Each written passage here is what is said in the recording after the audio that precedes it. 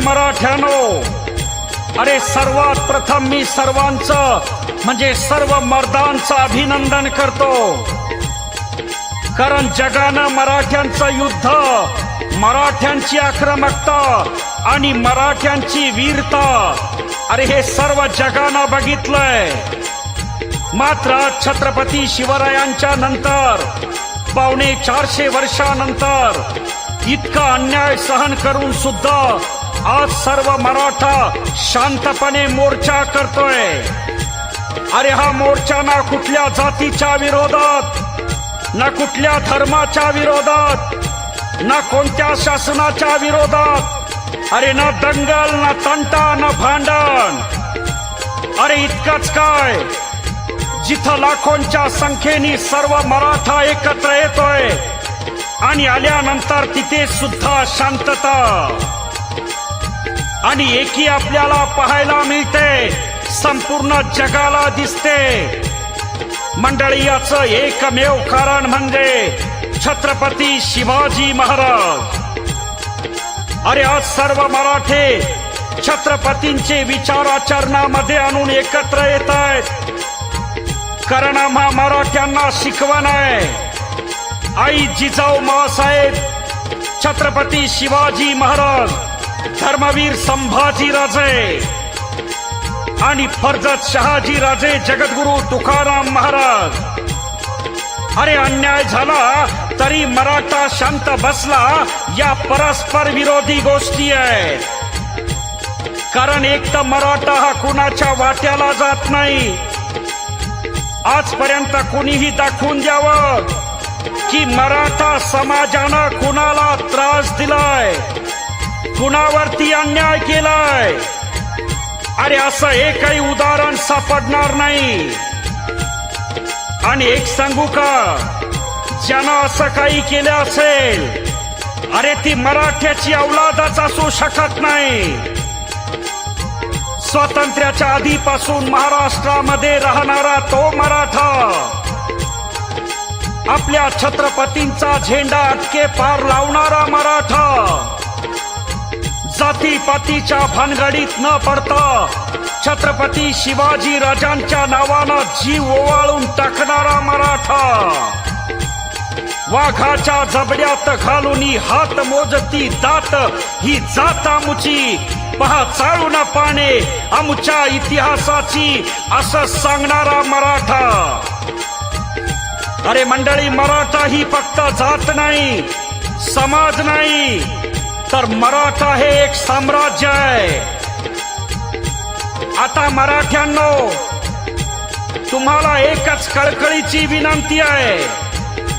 आता स्वप्नामध्ये जगायचं नाही, आता स्वप्नामध्ये रमायचं नाही, बुरट्या लोकांच्या दरबारात जमायचं नाही, शेतातल्या बांधात अडकायचं नाही.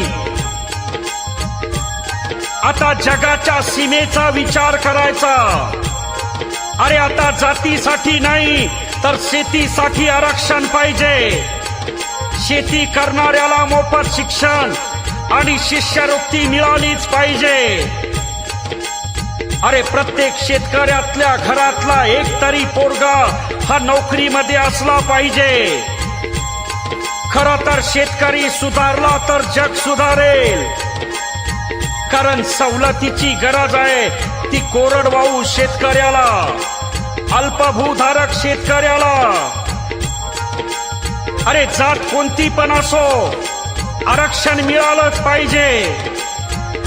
शेतकऱ्याला खरं आरक्षण पाहिजे, कारण तो या जगाचं पोट भरणारा जगाचा पोशिंदा आहे.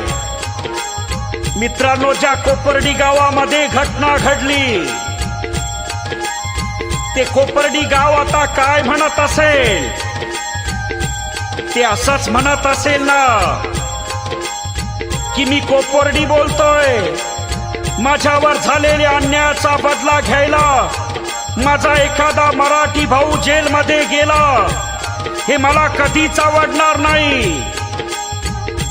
तर या उलट माझा एखादा भाऊ पोलीस ऑफिसर झाला तर त्याचा मला जास्त अभिमान वाटेल.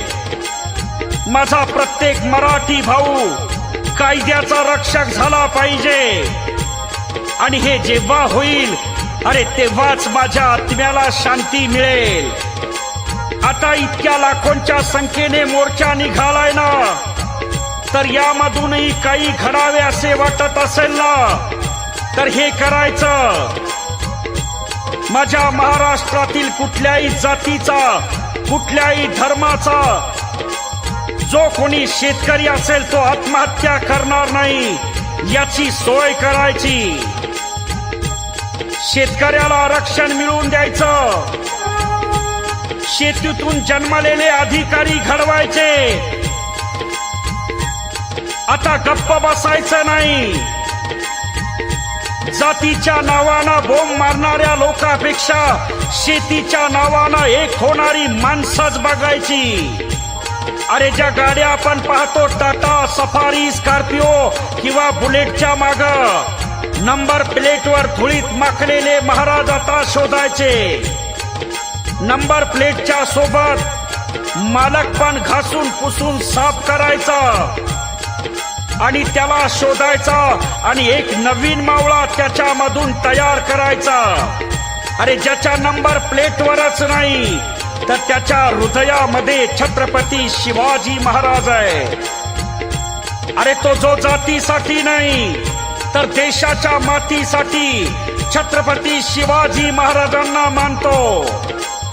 आज आपण महाराष्ट्र धर्म म्हणून असेच एकत्र राहिलात तर त्याच्यातूनच एखाद्याला अक्कल येईल आणि पुन्हा छत्रपती शिवाजी महाराजांच्या मनातलं स्वराज्य येईल. अरे ते पुन्हा घडेल हिंदवी स्वराज्य. महाराजांच्या स्वप्नातला महाराष्ट्र जर घडवायचा असेल तर आधी सगळ्या जातीला बरोबर घेऊन चालायला शिकलं पाहिजे. लक्षात ठेवा, इथून पुढे मोर्चा मराठ्याचा पाहिजे, पण धर्म पाहिजे तो माझ्या महाराष्ट्राचा. अरे महाराष्ट्रातला प्रत्येक माणूस मराठा आहे. 18 पगार जी जाती आहेत त्यांचा मोठा भाऊ हा मराठा आहे. ही भावना पुन्हा एकदा निर्माण झाली पाहिजे.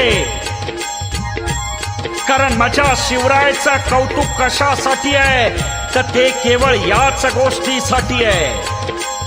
माझ्या शिवाजी राजांच्या मनात होतं तसं सुराज्य पाहिजे असेल, माझ्या जिजाऊंच्या स्वप्नातला महाराष्ट्र पाहिजे असेल, शेतकऱ्यांसाठी महात्मा फुलेंची तळमळ आठवा. डॉक्टर बाबासाहेब आंबेडकरांचे शेतकऱ्यांसाठीचे विचार आठवा. अरे आता चांगली सुरुवात झालीये. मराठ्यांनी एक नवा आदर्श निर्माण केलाय. मात्र पुन्हा त्या कोपर्डीची आठवण नको. आता कोपर्डीचं नाव निघालं की प्रत्येक नराधमाची दात खिळी बसली पाहिजे. अरे कोपर्डीचं नाव निघालं की प्रत्येक मराठ्यानं सांगितलं पाहिजे की ही महाराष्ट्रातील मुलींच्या वरच्या अत्याचाराची ही शेवटची घटना असेल. यानंतर पुन्हा कुठल्या हलकट कुत्र्यानं मुलींकडे वाईट नजरेनं बघण्याची सुद्धा त्याची हिम्मत झाली नाही पाहिजे आणि त्याची हिम्मत सुद्धा होणार नाही. अरे इथून पुढे प्रत्येक मोर्चामध्ये नगर, खैरलांजी, दिल्ली, मुंबई प्रत्येक मुलीवर झालेल्या अत्याचाराचा निषेध झाला पाहिजे. माझ्या शिवाजी महाराजांची शपथ आहे मावळ्यानो, कारण मी मराठा ही जात मानत नाही तर मराठा हे साम्राज्य मानतो. जे छत्रपती शिवाजी राजांना मानतात मराठा साम्राज्य मानतो. तो मराठा महाराष्ट्रामध्ये राहतो, तो मराठा. म्हणून तमाम मराठ्यांना माझं आव्हान आहे की अशी राहिलेली एकजूट अखेरच्या श्वासापर्यंत राहू द्या. अरे खऱ्या अर्थानं छत्रपती शिवाजी राजानंतर 450 वर्षानंतर मराठा पेटलाय.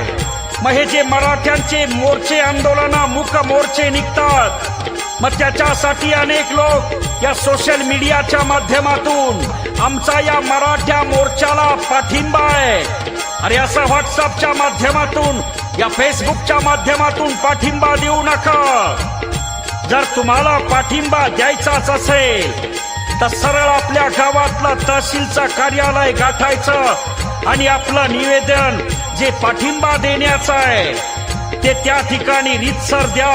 आणि मग बघा, या महाराष्ट्रामध्ये काही वर्षामध्ये निश्चितच माझ्या छत्रपती शिवाजी राजांच्या स्वप्नातला महाराष्ट्र, त्यांनी घडवलेला महाराष्ट्र हा निर्माण झाल्याशिवाय राहणार नाही. एक मराठा लाख मराठा. छत्रपती शिवाजी महाराज की जय.